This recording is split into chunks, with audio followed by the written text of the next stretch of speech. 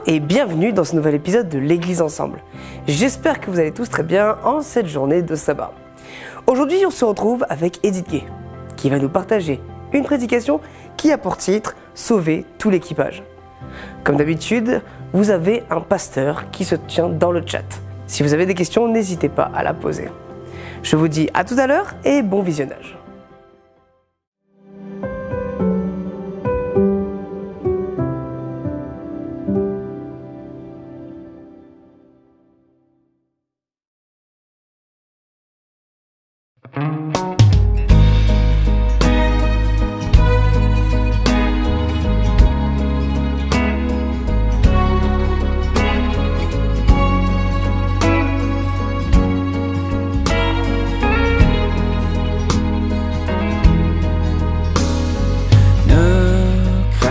Je t'aime, je suis avec toi, aux promesses suprêmes qui se tient ma foi.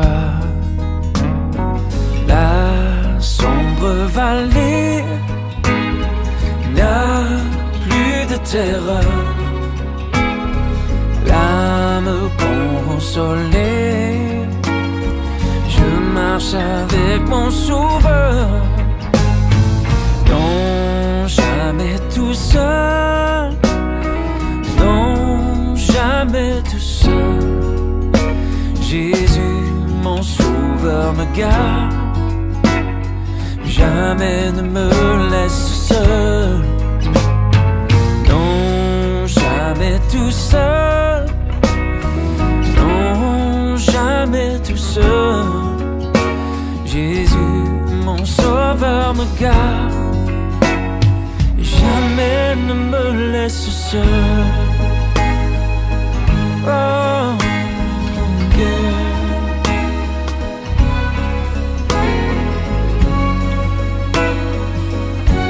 Oh, oh, oh, oh.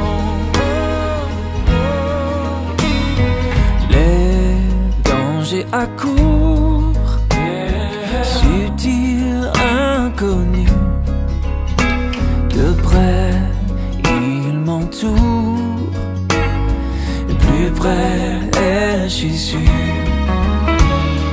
qui dans le voyage, oh me redit c'est moi, oh ne crains rien, courage, je suis toujours avec toi. Tout seul, non jamais tout seul. Jésus, mon sauveur, me garde, jamais ne me laisse seul. Oh non, jamais tout seul. Oh non, jamais tout seul. Jésus, mon sauveur, me garde, je ne suis jamais tout seul.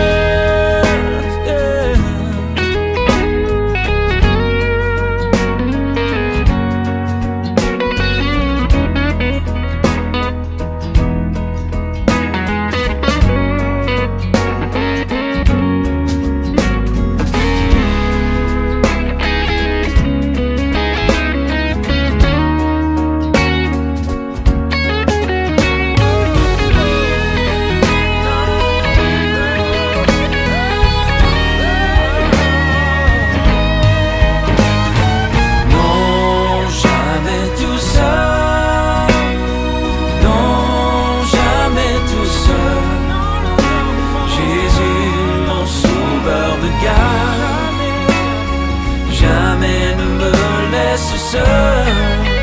Oh non, jamais tout seul. Oh non, jamais tout seul. Jésus, mon sauveur, me garde, jamais ne me laisse seul. Oh, oh, oh.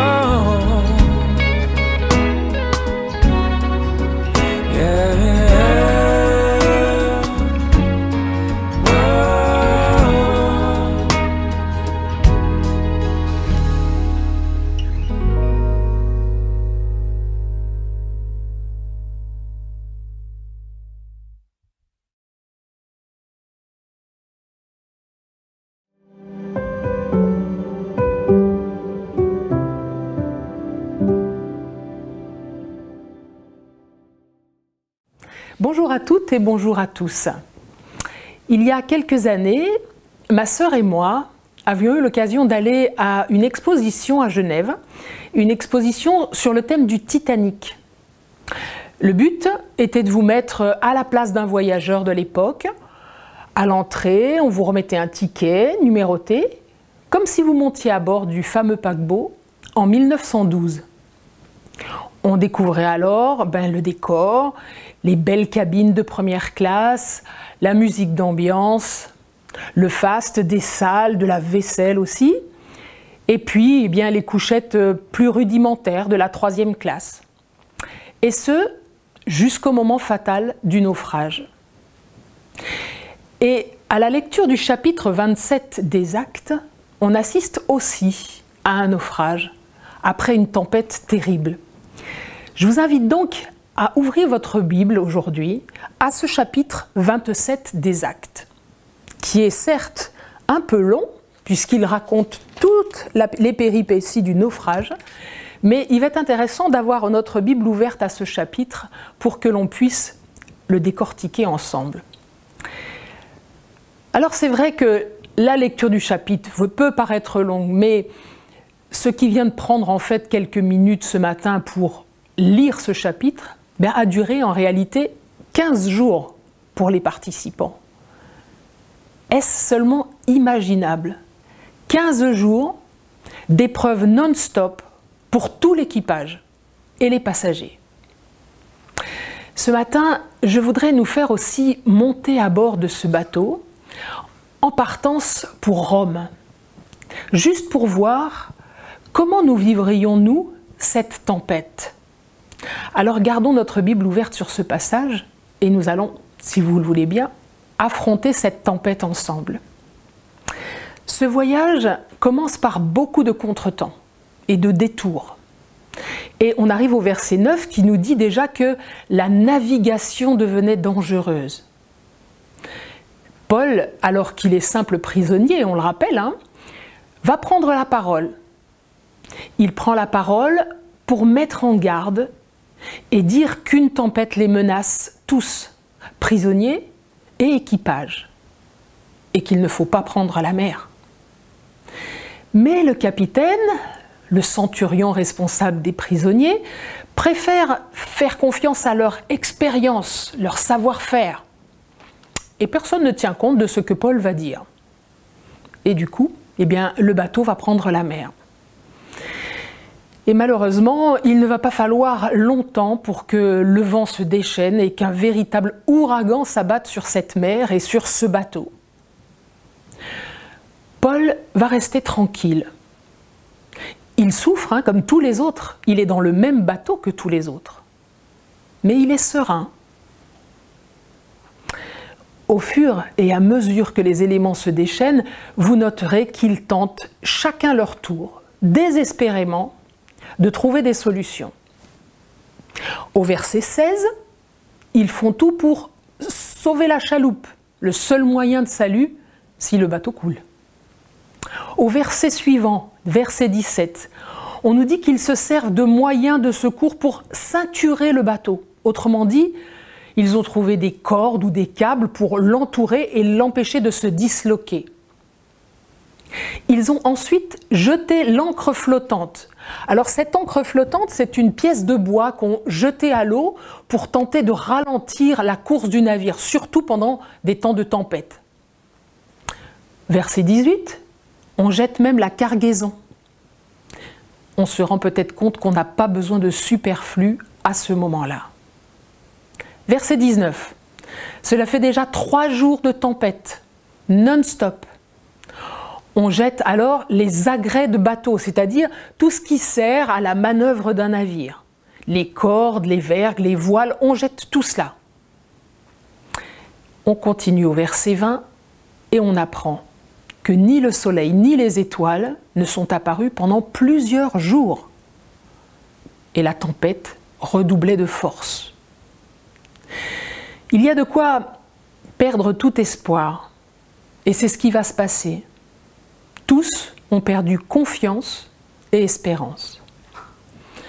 Le verset suivant nous donne alors un détail qui ne paraît pas vraiment primordial dans une telle situation.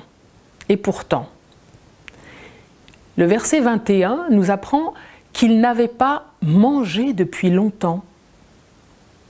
Et c'est ce moment que choisit Paul pour prendre à nouveau la parole. Et cette parole commence par « Mes amis ». Les amis en question sont les prisonniers, mais aussi son propre geôlier et l'équipage qui n'a pas voulu l'écouter au départ. « Mes amis » va les appeler Paul. Certes, il va leur dire qu'ils auraient pu l'écouter pour éviter ce péril, mais tout de suite, ces paroles vont être des paroles d'encouragement, des paroles d'espoir, parce qu'il sait que Dieu veut sauver tout l'équipage.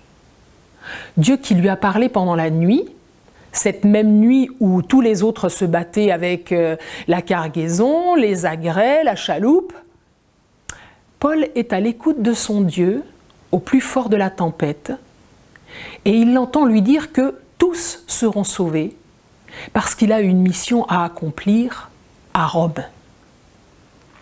Et Dieu fera tout pour que cette mission aille à son terme. Certes, le bateau va périr, mais pas l'équipage. Parce que Dieu fait grâce aux prisonniers, aux capitaines, aux geôliers. Paul encourage, et de la part de Dieu, il donne même une promesse. On va échouer sur une île. Le verset 27, cela fait 14 nuits qu'ils sont ainsi ballottés sur la mer. Ils jettent une sonde pour étudier la profondeur. Sommes-nous proches d'une terre? Et en effet, suffisamment proches pour jeter les ancres et attendre que le jour se lève. Mais il semble que tous n'aient pas bien entendu ou compris ce que Paul venait de dire. Aucun de vous ne périra. Dieu t'accorde la grâce pour tous ceux qui naviguent. Certains matelots vont essayer de se sauver tout seuls en essayant de descendre la chaloupe discrètement pour que les autres ne le voient pas et trouvent encore un prétexte pour se justifier. On va juste fixer les ancres plus loin. Paul doit alors rappeler la parole de Dieu. Si ces hommes délaissent le bateau, pensant se sauver eux-mêmes, s'ils ne demeurent pas dans le bateau, personne ne sera sauvé. Et bizarrement, ceux qui écoutent la parole de Paul sont les soldats, pas ceux que l'on aurait cru de son côté, non? Ils vont couper les cordes de la chaloupe et la laisser tomber à l'eau. Paul va alors leur faire une remarque assez inattendue, en tout cas je trouve en pareilles circonstances. Au verset 33 et 34, il va leur faire remarquer que depuis le début de cette tempête, ils ne se sont pas nourris. Et Paul les invite à le faire là tout de suite, sans attendre le lever du jour. Et il précise « car il en va de votre salut ». Étonnant, non? Étonnant qu'il ne parle pas de manœuvre, d'appareillage pour sauver le navire. C'est de la nourriture dont dépend leur salut. Aucun d'entre vous ne perdra un cheveu de sa tête, va leur dire Paul. Et pour appuyer sa parole, il va rompre le pain et rendre grâce à Dieu, pour témoigner encore une fois que le salut, cette nourriture ne vient pas de lui, mais du Dieu qu'il sert. Et chacun va manger et reprendre courage, nous dit le texte, et on apprend seulement à ce moment-là le nombre de personnes à bord. 276. Et tous vont avoir à manger. On nous dit même qu'ils vont tous avoir assez à manger et que le reste sera jeté par-dessus bord. Je voudrais juste faire remarquer qu'ici, comme au moment des multiplications des pains, Dieu ne donne pas suffisamment, il donne abondamment. Et il en reste toujours. Le jour va enfin se lever, mais la tempête est toujours active. Et après plusieurs essais de manœuvre et de direction, ils vont échouer sur un banc de sable. Et le texte nous dit que seul l'avant du bateau, alors dans ma version est noté, est bien engagé, nous dit-on. Il demeure immobile, tandis que l'arrière du bateau, sous l'effet des vagues, se disloque. C'est l'éclatement total du navire et de ses occupants. Et les soldats se disent qu'il faut tuer les prisonniers, sinon certains risquent de se sauver à la nage. Encore une tentative humaine pour résoudre le problème. Mais cette fois, le centurion, lui, a bien retenu la leçon. Il sait que c'est à l'homme de Dieu qu'il faut se fier. Et il faut lui laisser la vie sauve. Et il trouve la solution. Que ceux qui savent nager gagnent la terre à la nage. Les autres, accrochez-vous aux débris, aux planches. Et le passage se termine par « Tous sont parvenus à terre, sains et saufs ». La promesse de Dieu s'est accomplie. Le bateau a péri, mais tout l'équipage est sauvé. Alors, que pouvons-nous retenir ce matin de cet épisode houleux des Actes? En quoi cet épisode nous concerne-t-il? Doit-il nous concerner au cas où nous nous trouverions dans une même situation en mer? Ou alors, ne pouvons-nous pas d'ores et déjà considérer que nous sommes tous dans le même bateau? En tant que membres d'Église, mais en tant qu'Église tout court. Comme l'apôtre Paul, nous avons été avertis que des temps difficiles, des tempêtes surviendraient. Faisons-nous confiance à Dieu ou voulons-nous, comme le capitaine, le centurion, faire confiance à notre expérience, notre savoir-faire? Comme Paul à bord de ce bateau, suis-je serein et confiant ou ballotté de droite, de gauche, ne sachant plus à qui imputer la faute? Les matelots, le capitaine, les agrès qui sont censés aider à la manœuvre, tout est passé par-dessus bord, mais le bateau n'était pas plus stable. Suis-je conscient dans ces moments-là que la première chose à faire est de me débarrasser surtout du superflu et qu'il est temps de jeter par-dessus bord cette cargaison, c'est-à-dire ce qui ne sera pas vital pour mon salut? Au milieu de la tempête, sommes-nous à l'écoute de notre Dieu qui nous promet qu'on abordera une île, une terre de salut? Serais-je alors de ceux qui chercheront à se sauver en prenant la première chaloupe et trouvant un quelconque prétexte pour me justifier?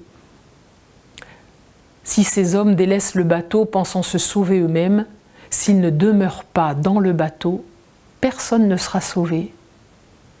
Cette parole de Paul ne doit-elle pas résonner en moi chaque fois que l'envie me vient de quitter le navire? Paul a une autre réponse à cette situation. Il constate que cela fait longtemps que les passagers ne se sont pas nourris. Et il va même plus loin en leur disant que c'est de cette nourriture que va dépendre leur salut. Les amis, au beau milieu de la tempête, ce ne sera pas la fuite qui nous sauvera, mais la nourriture que nous aurons prise. Et je ne peux pas m'empêcher, en voyant quelquefois les bancs de notre école du sabbat, certains sabbats matins, de me dire que nous n'avons pas très faim. Je vous invite à prendre de la nourriture, dit Paul, car il en va de notre salut, de la nourriture que Dieu donne en abondance, de la nourriture suffisante pour rassasier tout l'équipage, pourvu qu'on vienne se mettre à table. Et Paul de rendre grâce à Dieu pour montrer que c'est lui et de lui que vient toute nourriture, de sa parole. Au moment où le bateau va toucher un banc de sable, il est intéressant de lire ce que dit le verset 41. La proue, bien engagée, demeurait immobile. Alors que les tempêtes nous bousculent et menace de disloquer notre bateau, notre stabilité dépend de la façon dont nous sommes engagés. Vous noterez que depuis le début, la tempête ne vient pas que de l'extérieur, mais il y a bien tempête à bord également. Les matelots qui veulent se sauver, les soldats qui les en empêchent, les soldats qui veulent tuer les prisonniers, mais le centurion qui les empêche. Bref, nous n'allons pas éviter les tempêtes, nous n'allons pas empêcher qu'elles durent. Mais au milieu même de la violence des vagues, nous pourrons rester immobiles si notre foi est une foi engagée. Les amis, notre bateau et notre foi sont et seront mis à rude épreuve dans les temps qui arrivent. Nous serons sûrement ballottés, éprouvés, tentés de trouver nos propres solutions, tentés même de savoir qui pourra être sauvé, qui ne le sera pas. Mais c'est oublier la promesse de Dieu que tout l'équipage doit être sauvé. Aussi différents soient ceux qui le composent, Dieu aime et veut sauver tout l'équipage. Et à travers Paul, sa parole s'adresse aussi à nous ce matin. Confiez-vous entièrement à moi. Prenez de la nourriture. Soyez engagés. Et que vous sachiez nager ou non, aidez tout l'équipage à atteindre la terre du salut.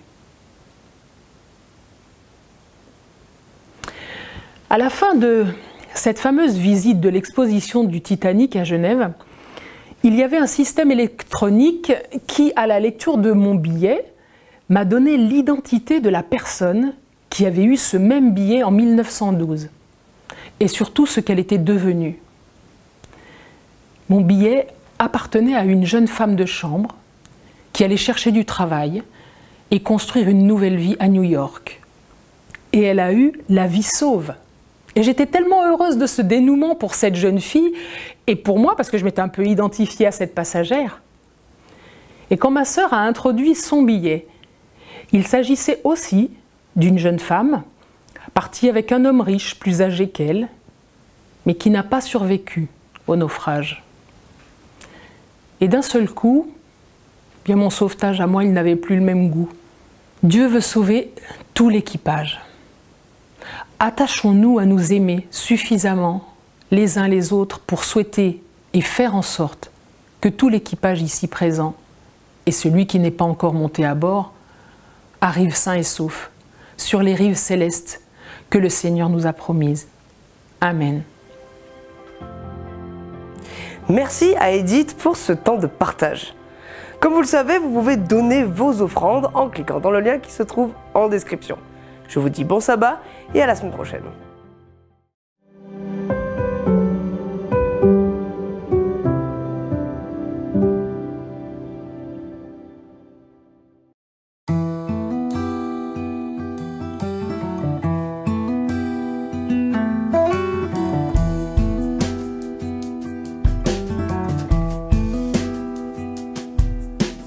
Oh, prends mon âme, prends-la, Seigneur, et que ta flamme brûle en mon cœur. Que tout mon être vibre pour toi, sois seul mon maître, ô divin roi.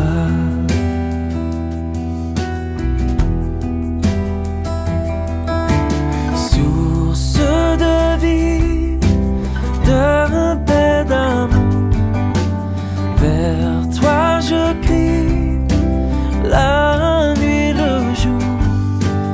Entends ma plainte, sois mon soutien, calme ma crainte, toi mon seul bien.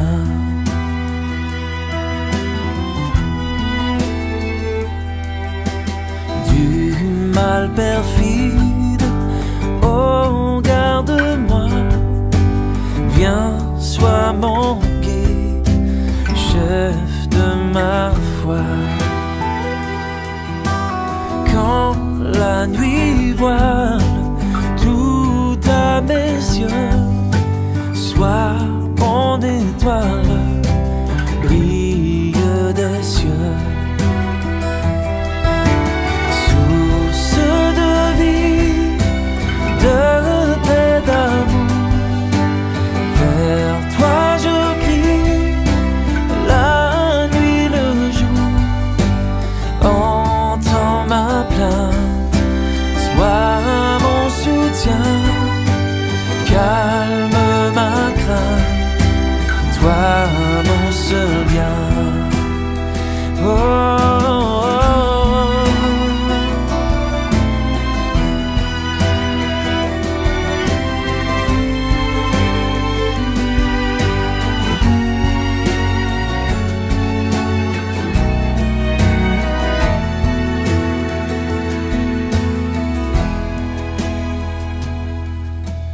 Voici l'aurore d'un jour nouveau, le ciel se dort de